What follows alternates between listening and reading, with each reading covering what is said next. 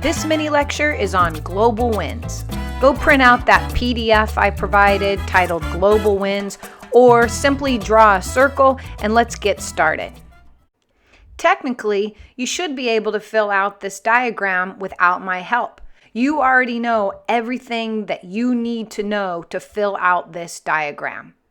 You know these few rules: that air always moves from high to low pressure, that highs are formed over cold surfaces and lows are formed over warm surfaces, and you also know that due to Coriolis effect, winds in the northern hemisphere deflect to the right and winds in the southern hemisphere deflect to the left.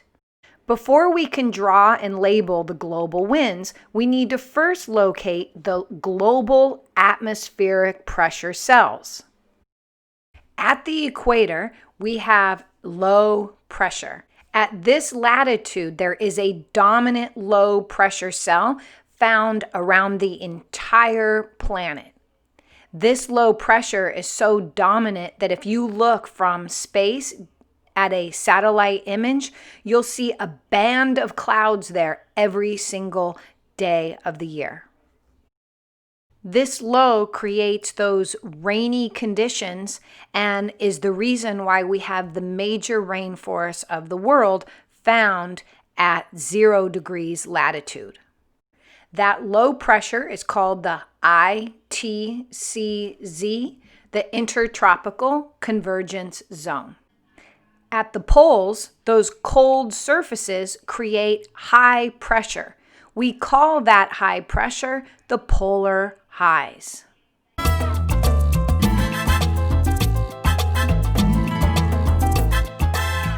At 30 degrees north and 30 degrees south, we have high pressure cells. Those high pressure cells are called the subtropical highs. At 30 degrees north and south, you find the major deserts of the world. Those high pressure cells, they suppress precipitation, creating these conditions. To help us memorize these, remember, we have a low at the equator, then we have high pressure cells. Next is going to be lows and then highs. At about 50 to 60 degrees north and south, we have low pressure cells. Those are called the subpolar lows. Hey, where are you going? We finished the global atmospheric pressure. Now we need to plug in the global winds.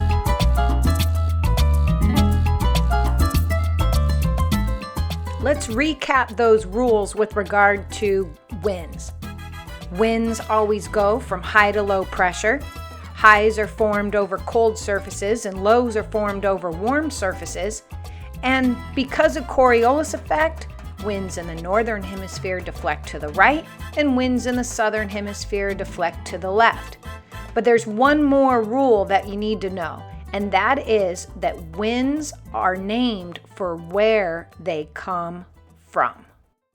We have our global high and low pressure cells, and now we can draw in the global winds.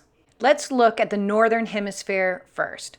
There is a high at 30 degrees north and a low at the equator. Air always flows from high to low pressure, and since we're in the northern hemisphere, it's going to deflect to the right. Is it even possible for a wind to blow from the equator up to the subtropical highs?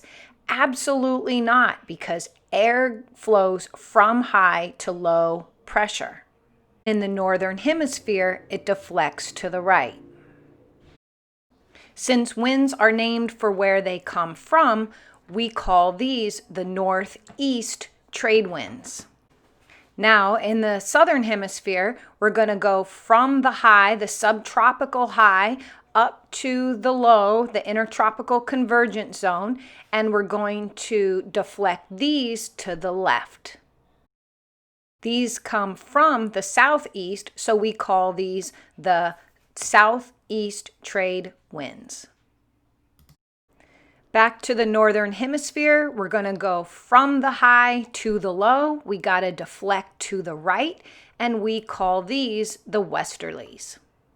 Back to the southern hemisphere, we're going to go from the high to the low.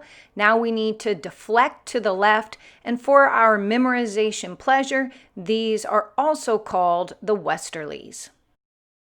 Once again, back up into the northern hemisphere, from the high to the low, we got to deflect to the right, and we call these the polar easterlies. And finally, back into the southern hemisphere, we're going to go from the high to the low, deflecting to the left, and we call these the polar easterlies as well.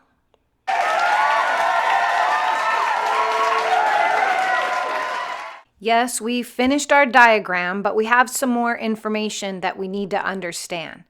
For starters, I want to make sure that you recognize that the high and low pressure cells are found along the lines of latitude that we drew, and that the winds are between those highs and lows.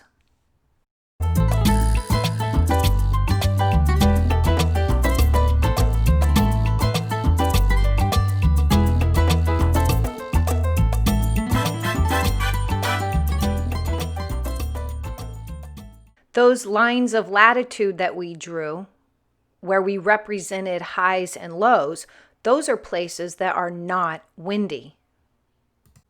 The equator is associated with low pressure, and we know that low pressure is associated with ascending rising air. Ascending rising air is not wind. We call the region around the equator the doldrums. The doldrums can be defined as an area with weak or calm or a lack of winds. At 30 degrees north and 30 degrees south, we have high pressure cells. High pressure is associated with descending, sinking air, and descending, sinking air is not going to create a windy region. We call these areas the horse latitudes, and this area can also be described as having weak or calm or a lack of wind. If you were to plan a sailing trip, you wouldn't go sailing at the equator. You wouldn't go sailing at the horse latitudes. You would plan your trip in, for example, the Caribbean, where the northeast trade winds would be the fuel that moves your boat. There is a horrific reason as to why the horse latitudes have this name. In historic times, when wind was the only fuel to move ships around the planet, if a ship got too close to 30 degrees north or 30 degrees south, they would be in that area with that high pressure where the air is descending and sinking. It's not windy there. And so the captains would have to make the horrible decision to send cargo overboard to lighten the load. And sometimes that included horses. This region was littered with horse carcasses, and so this area is called the horse latitudes. These arrows demonstrate the low, the ascending, rising air at the equator. You can see the arrows that are representing the highs at the 30s, north and south, that descending, sinking air. And then you can also see the northeast trade winds and the southeast trade winds, and they converge at the intertropical convergence zone. And at that intertropical convergence zone, you can see that ascending, rising air. Eventually, that ascending, rising air will cool to the temperature of the surrounding air, so it won't be able to ascend any longer. That creates those arrows that are representing those upper level winds that then head over to the 30s, north and south, where we then see the highs, that descending, sinking air. This circulation of air we label the Hadley cells. During the Age of Discovery, what winds would the Spanish or the Portuguese take to the New World? It was the northeast trade winds that moved their ships. And where did they settle? They settled that Central America, South America region. Why? The winds took them there. The British and the French, they could also take the northeast trade winds, but they often wanted to avoid the Spanish and the Portuguese. They were the tough guys of the sea at the time. So what winds could the British or the French take to the New World? It was the polar easterlies that fueled their ships. And where did the French and the British settle in the New World? That area that we now consider Canada, that northeastern part of the United States. Why? The winds took them there. And finally, what winds did everybody take back to the Old World? Everyone took the westerlies.